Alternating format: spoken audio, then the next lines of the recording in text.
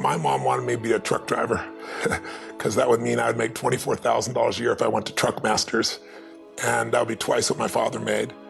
And she thought that would happen, but something inside of me said, I don't want to drive a truck. There's something else that matters more to me, and I decided I was not gonna go for money instead of passion.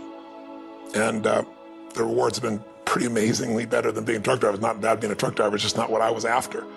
And I look back, and one of the things that helped me was my original teacher, Jim Rohn, who was a personal development speaker I went to hear when I was 17. He said something the first time I heard him, and he said, you know, it's really simple.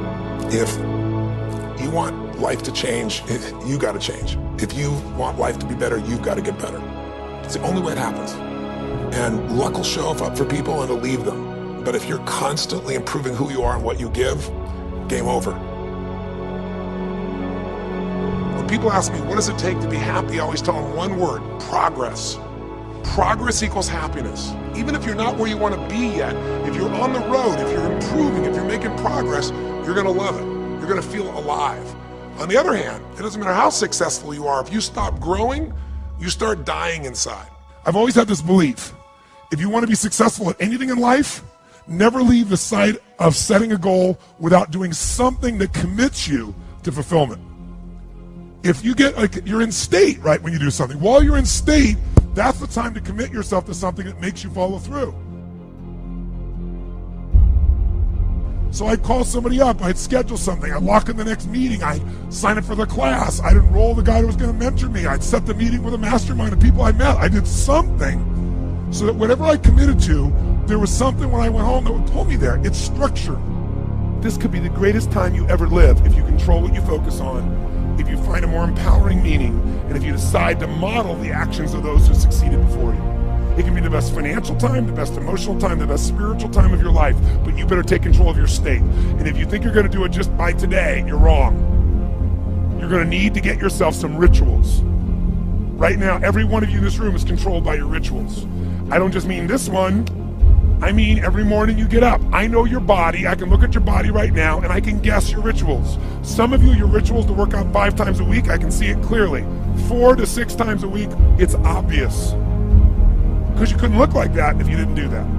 Some form of workout, I don't care if it's walking, lifting, whatever. Some of you, it's obvious that lifting weights is part of it. You can see by that man's muscles. I know what his rituals are, because your life comes from your rituals. If you don't develop the ritual, you're kidding yourself. How many agree with me on this? Raise your hand and say, I. And there are rituals that put you in state, and there are rituals that take you out of state. But if you've got what you know, that focus, the target, and you got the toolbox, and you're still not getting what you want, it's because you got inner conflicts. That's the third pillar. You've got to resolve your inner conflicts. Because that, as I tried to explain to you, 80% of success in anything is your psychology, and 20% is the mechanics. So those inner conflicts are when you take 2 steps forward, you pull 3 steps back. Right? When you say, boy, I'm totally committed to this, but you don't follow through. This is my expertise, the why guy part. Why? Why do you keep saying you want this? You have crystal clarity, you have the tools, and you're still not getting it? There's a conflict in you. Align your life with what is most important to you. And then once you are in a position where you're aligned, guess what you'll do? Take action. You won't have to work at it. When everything's in alignment, there's nothing pulling you away, boom, you go for it. Progress comes when you tell yourself the truth and you're able to feel the uncertainty and take action anyway. The thing that stops us all is fear. It's no surprise. Fear of failure, fear of rejection, fear of the unknown, fear of not looking good. And that fear we could translate into the simple thing of uncertainty.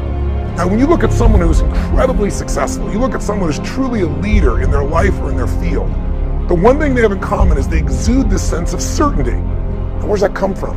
Is it inborn? Are they lucky? Are things just going their way? No, great leaders know how to step in the uncertainty and bring the certainty to the situation. Most people in life, we really feel like the level of stress in our life comes to how much of life do you feel like you control, or how much does life control you? Do you tend to control more of what's going on, or events controlling you? It's very easy to have those events start to take control unless we take control of what's between our ears, our own mind. You see, what you and I focus on massively affects how we feel, whether we're thriving or surviving. If you focus on what you can't control, If you focus on the past, if you focus on what's missing from your life constantly, that pattern of focus will make you frustrated, overwhelmed, depressed. It won't even matter if you're taking antidepressants. If you keep focusing on what you can't control, what's missing from your life, you're going to feel depressed still. You can take as many antidepressants as you want. Focus equals power. If you want to thrive, you got to focus on what you can control. You got to focus on the difference you can make. You got to focus on what's already in your life that you're grateful for. So you got to find a story that's going to empower you to act. A story that's going to get you to find the breakthrough. Because otherwise, with a lousy story, you'll never find the strategy, or you'll come up with a reason why it's too expensive, you can't get there, you can't access it, or you'll even get the strategy and then half-assed apply it just so you can reward your story that says it doesn't work because I tried it. Resourcefulness is the ultimate resource. And if you don't have what you want, stop telling yourself the story because you don't have the money, you don't have the time. That's bullshit. It's because you haven't committed yourself where you would burn your boats. If you want to take the fucking island, burn your fucking boats. And you will take the island because people, when they're going to either die or succeed, tend to succeed. But most of us give ourselves a way out, and that's why we don't have what we want. I was thinking about where this journey began for me, my desire to serve. Every day before I get on stage, I do this thing to whip myself into a peak state, and then my last words are, use me, Lord. That's my prayer. And every day my goal is to be a blessing in people's lives. Just do more, give more, share more, create more. What you need will be there. It's like air. You don't stop to think about when you take a breath whether it'll be there or not. It's always going to be there. Yeah. You just got to do your part. Early in my life, one of my mentors, a man named Jim Rohn, said, Tony, all you have to focus on in your life is find a way to add more value than anybody else does, and you'll never have to worry about anything.